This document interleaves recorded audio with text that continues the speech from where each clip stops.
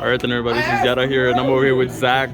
We're over here at Game Master today. They're hosting a double box tournament, but you got first place using what deck, Zach? I was playing Traptrix. Traptrix, okay. What made you want to pick up this deck?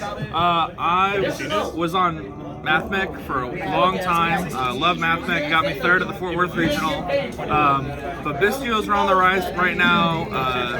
MathMech is way more like viable to hand, or like it can be hurt by hand traps a lot more. Alan Bursch is like a hand trap magnet, so it's just impossible to play that deck right now. So it was a small tourney. I decided to pull out this deck and see if I can channel my inner pack. Okay, alright, sounds good. So let's compliments of the mat I got from YCS Philly. Oh snap, it's beautiful. It's beautiful. Anyways, we play 3 Murmillo. It searches Holotea, or if you already have Holotea, it searches a trap hole, usually Floodgate, because Floodgate's the best one. 3 Mantis. Mantis is the second best starter. It gets you Arachnocampa, which also triggers Sarah.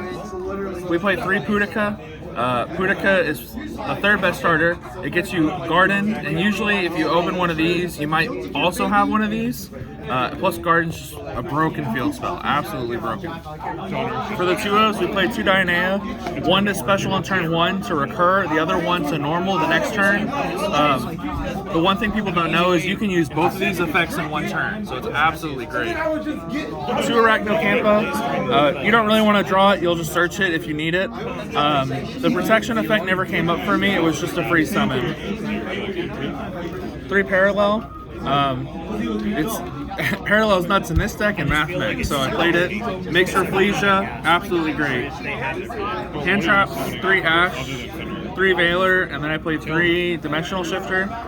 Shifter, okay, I've never seen this on this deck before. Okay. I picked this up from another profile. Shifter hurts most other decks more than it hurts Traptrix. The only way it hurts Traptrix turn 1 is you lose the trap card you send off of Holotea and you lose whatever your normal summon. Other than that, you don't really care. This card is just good and we use it. That said, I did side it out versus Cash for obvious reasons. Spell cards, I played the 2 Garden. This was at 1, but I brought it up to 2 because it's just that good. You can tag out a Traptrix, summon 1 from hand or grave. You get protection effects, you get the extra normal summon. Normal summons are so good in this deck. So it was good to play 2. It only took me going through like half the bottom. Trap holes, I played the 3 Holotea. This is the new addition to the deck. It's just absolutely amazing. It means you can use both the Sarah's effects every single turn for the rest of the game. It's amazing. The second hidden effect is you can summon a Traptrix from grave. There was one moment in my match against Heroes that I banished Holotea to summon Reflesia back, and Reflesia's protection saved my Sarah and Pingu and let me keep playing. It was great. Trap holes, I played 2 Floodgate because it's the best one. Gravediggers, so Nib doesn't touch me. Trap hole Nightmare, to negate and destroy something. This works great against like Cash. And then Bottomless. I don't play Terrifying, I don't play Time Space. Terrifying is just really bad right now. I don't love it. It might be good against like something like Dragon Link, but even in my Dragon Link match I didn't use it. Triple Imperm, because yes. And then triple Evenly in the main, because it's a normal trap you can discard off Holotea if you go first. If you go second, you just activate it. It's just a win card. If you resolve Evenly in this meta and you're playing Traptrix, you're probably gonna win. I feel like these 2 cards essentially do the same thing. That's why I'm like, Extra deck. This card out. 3 Sarah, because it's nice. Calaria, I hate this card. It's not good. I don't even know what the effect says. I don't use the effect. I just use this to summon and then get Parallel Exceed. Okay. That was it. Just to summon an arrow, get Parallel Exceed when I already have like Sarah on board. Oedipus, this is our OTK tool. Negates stuff on field and then destroys something. It's pretty good. Makes all of your Traptrix monsters like 26, 27, 28. Pingu, this is the new one we got from the structure deck. It's great. Searches any Traptrix, so if you have... that's the one in the... It is the one in the picture. Oedipus was the other one. Okay, yeah. If you have Garden, you can search an extra normal for something like Murmillo or Mantis. And then its second effect, the secret effect, is if something goes to graveyard by effect, you can attach it So like against Branded, you take their Albaz, they're not fusing anymore.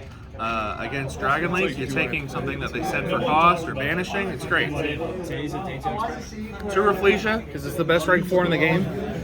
You copy Floodgate Trap Hole. They can't run over your stuff. They can't destroy your stuff. They have to get over this first. It's amazing. Alamiris. I just use this when I'm going for the OTK. I just put 2 together, summon it, and then summon back something like Dionea or Murmillo. It's just for OTKs. I didn't use its other effects. I play the Zeus package, Merrymaker into Sargus, and then Sargus into Zeus. It's the only consistent way to get format Zeus in this deck. It worked out pretty well the one game I used it. Also, Euro Zeus is nice. And then my utility rank 4s, I might cut, I might go however I need to. Excite Knight, Baguska, and Redoer. Redoer's a bonkers card as always. Baguska is really good in certain matchups. And then Exxon Knight is just another evenly matched. Yeah, the fact that you can have a trap attached to Redoer is pretty nice, right? Yeah, especially because you can set up Politeia. So most of the time if I open Parallel, I'll use Parallel to summon Rafflesia, and then I'll use the trap card to go into Redoer. And then when Redoer detaches for cost, I can Politeia back, summon like Pudica to banish something, summon a Remilio to pop something. It's great. I am coping. Side deck. This side deck worked great. Absolutely great. I sided 11 cards in 2 of my matches, and then on my third match, I sided like 8 cards. 8 cards? Yeah. Okay. We play the Impactable Hand Traps, Droll, and Nib. I don't main them because I don't want dead cards in my deck, but in certain matchups like Hero and Dragon Link, these cards are just nuts. So I have them in the side. I thought this card said I'm playing Thrust, Courtesy of Neem, and then my Thrust targets, Tactics, Dark Ruler, Feather Duster, Magic Deflector, and Dimensional Barrier. What matchup do you use the Magic Deflector in? I would use it in a Runic matchup, or probably against Cash, because it invalidates Field Spell, invalidates Birth, invalidates, yeah, those cards. But also for Runic, you flip this against Runic, all the Runic cards are dead. Oh, yeah. And then last card, just extra spell trap, Cosmic Cyclone. This could be a Kaiju. I want to find a way to play Small World in this deck so I can get a Kaiju. I think Small World would be good in this deck. I just got to find a way to make it work. Okay. Where would you put this deck at, like in tier wise? No higher than tier 2.